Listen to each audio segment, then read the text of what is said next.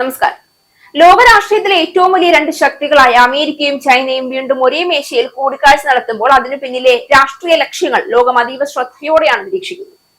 She ജിൻപിങ്ങും Donald ട്രംപും തമ്മിലുള്ള പുതിയ കൂടിക്കാഴ്ചയും സഹകരണം അനിവാര്യമാണെന്ന ചൈനയുടെ സന്ദേശവും വെറും നയതന്ത്ര സൗഹൃദ പ്രകടനം മാത്രമല്ല, ലോക ശക്തി സമവാക്യങ്ങളെ തന്നെ മാറ്റിമറിക്കാവുന്ന വലിയ രാഷ്ട്രീയ നീക്കത്തിന്റെ സൂചനയായാണ് ഇപ്പോൾ ഇതിനെ വിലയിരുത്തപ്പെടുന്നത്. US പ്രസിഡന്റ് ഡൊണാൾഡ് ട്രംപുമായുള്ള കൂടിക്കാഴ്ചയിൽ സഹകരണത്തിന് ആഹ്വാനം ചെയ്തിരിക്കുകയാണ് ചൈനീസ് പ്രസിഡന്റ് ഷീ ജിൻപിങ്. ഇരു രാജ്യങ്ങൾക്കുമിടയിൽ ഏറ്റുമുട്ടലല്ല, പകരം സഹകരണമാണ് വേണ്ടതെന്ന് ബീജിംഗിൽ നടന്ന ഉഭയകക്ഷി ചർച്ചയിൽ ഷീ ജിൻപിങ് പറഞ്ഞു. ലോകമെമ്പാടും ഒരു നൂറ്റാണ്ടിൽ കണ്ടിട്ടില്ലാത്ത പരിവർത്തനം നടക്കുകയാണ് എന്ന് ചൂണ്ടിക്കാട്ടിയ ഷീ ജിൻപിങ് ലോകത്തെ രണ്ട് വൻ ശക്തികളായ ചൈനയും US എതിരാളികളാവുകയല്ല, പങ്കാളികളാവുകയാണ് വേണ്ടതെന്നും പറഞ്ഞുവെച്ചു. 9 വർഷത്തിനു ശേഷം ചൈനീസ് സന്ദർശനത്തിനെത്തിയ ട്രംപിനെ സ്വാഗതം ചെയ്ത ഷീ ജിൻപിങ് കൂടിക്കാഴ്ചയിൽ വളരെ സന്തോഷമുണ്ട് എന്നും പറഞ്ഞു. US ചൈന കൂടിക്കാഴ്ചയെ ലോകം മുഴുവൻ ഉറ്റുനോക്കുകയാണെന്ന് ഷീ ജിൻപിങ് പറഞ്ഞു.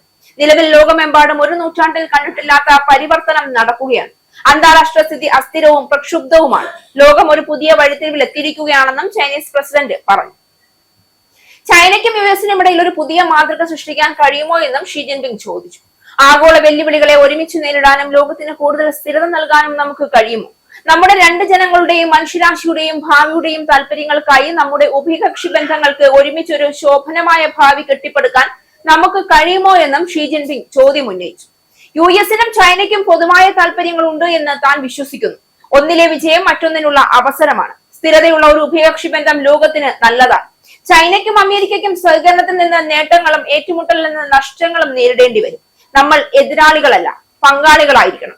പരസ്പരം വിജയിക്കുകയും അഭിവൃദ്ധി പ്രാപിക്കുകയും പുതിയ യുഗത്തിൽ പ്രധാന രാജ്യങ്ങൾ പരസ്പരം നന്നായി ഒത്തുചേരുന്നതിനുള്ള ശരിയായ വഴി കണ്ടെത്തുകയും വേണമെന്നും ചൈനീസ് പ്രസിഡന്റ് പറഞ്ഞുവെച്ചു. ഉഭയകക്ഷി ബന്ധങ്ങളിൽ ഒരു പുതിയ അധ്യായം തുറക്കാൻ ഇരു നേതാക്കളും ഒരുമിച്ച് പ്രവർത്തിക്കാൻ കഴിയുമെന്നും ചൈനീസ് പ്രസിഡന്റ് പ്രത്യാശ പ്രകടിപ്പിച്ചു.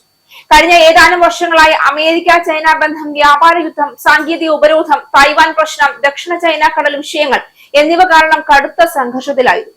അത്തരമൊരു സാഹചര്യത്തിൽ ട്രംപും ഷീ ജിൻപിങ്ങും തമ്മിലുള്ള സഹകരണ ചർച്ചകൾ ഉയരുന്നത് ലോകരാഷ്ട്രീയത്തിൽ പുതിയ ചോദ്യങ്ങൾക്ക് വഴിവെക്കുകയാണ്. പ്രത്യേകിച്ച് മിഡിൽ ഈസ്റ്റിലും യൂറോപ്പിലും യുദ്ധ സാഹചര്യങ്ങൾ രൂക്ഷമാകുന്ന ഘട്ടത്തിൽ ഈ രണ്ട് രാജ്യങ്ങളും തമ്മിലുള്ള ബന്ധം ലോകത്തിന്റെ ഭാവി തന്നെ നിർണ്ണയിക്കാവുന്ന ഘടകമായി മാറിയിരിക്കുകയാണ്.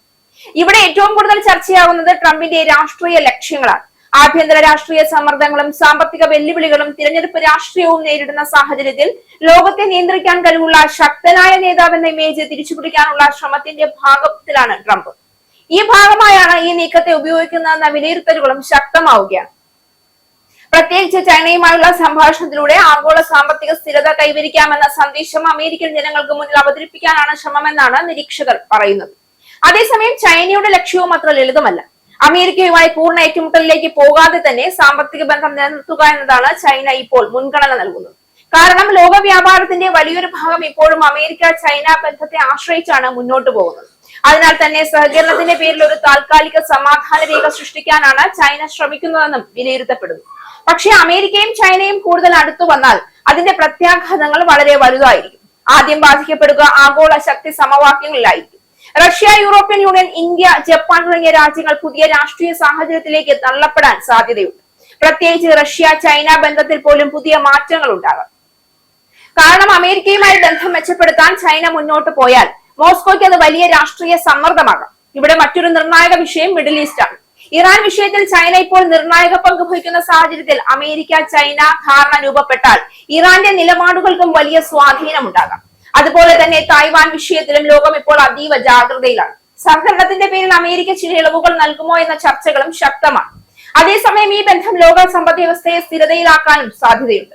വ്യാപാര ഉപരോധങ്ങൾ കുറയുക, സാങ്കേതിക മേഖലയിൽ സഹകരണം വർദ്ധിക്കുക, എണ്ണ വിപണിയിലെ അനിശ്ചിതത്വം കുറയുക എന്നിവ ഇത്തരത്തിലുള്ള സാധ്യതകളും ചില വിദഗ്ധർ ചൂണ്ടിക്കാണിക്കും. എന്നാൽ ഏറ്റവും വലിയ ചോദ്യം ഇപ്പോഴും യഥാർത്ഥ സഹകരണമാണോ ഇതുകൊണ്ട് ഉദ്ദേശിക്കുന്നത്, അല്ലെങ്കിൽ താൽക്കാലിക രാഷ്ട്രീയ നാടകമാണോ അരങ്ങേറുന്നത് എന്നുള്ളതാണ്.